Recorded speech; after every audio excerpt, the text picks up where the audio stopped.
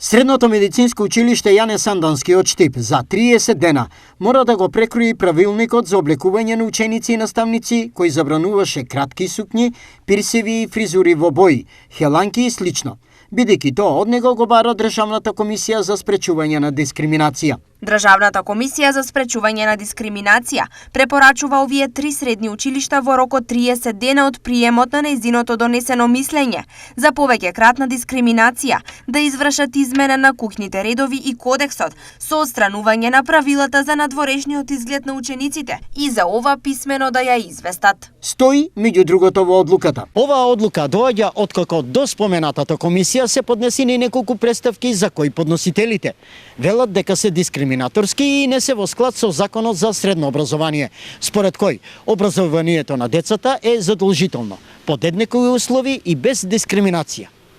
Како на оваа препорака реагираат од Штипското училиште?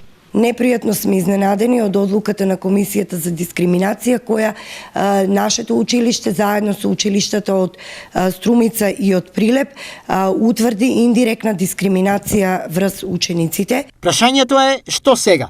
Дали правилникот ќе претрпи измени или ќе се укине? Неколку пати имавме писмени дописи со Државната комисија за спречување на дискриминација, за да на крај бевме принудени да го поништиме правилникот за облекување на учениците, а би сакала да напоменам дека во овој правилник беа опфатени и наставниците. Од своја страна, учениците велат дека на правилникот навикнале и дека тој им го олеснил доаѓањето на училиштето од многу причини. Јас како ученичка не се подготвувам толку за училиште, но сепак внимавам за кодексот на облекување, правилото на облекување во едно училиште. Облекувањето не ми е приоритетен проблем, но сепак внимавам на тоа како ќе изгледам во училиштето, за да не биде непристојно.